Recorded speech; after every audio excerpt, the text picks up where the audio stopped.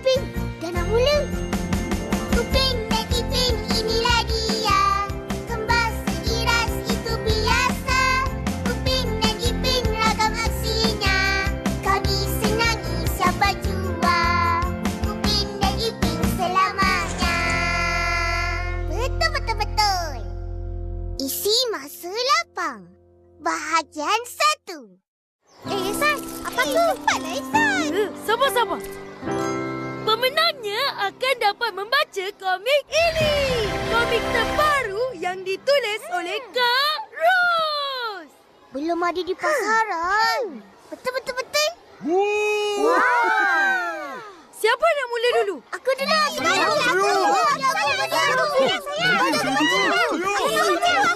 aku. Dah, biar aku dulu.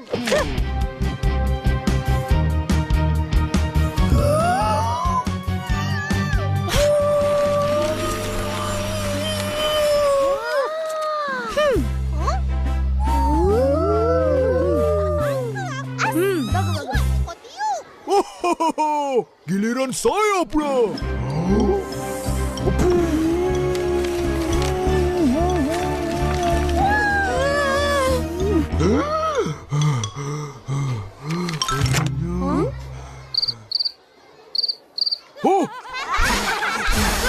Ya, Papa. Janji. Tapi biar aku pula.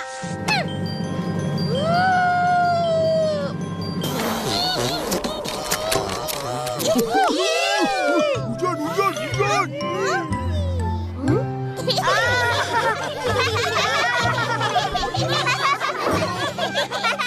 Teruk kau tiup. Muka surat 3 je.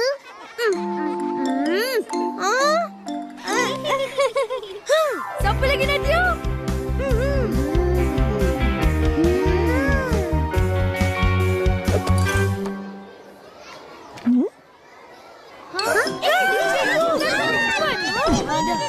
Bangun!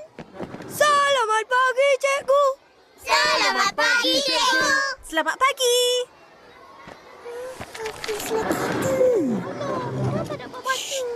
Senyap. Ini komik siapa?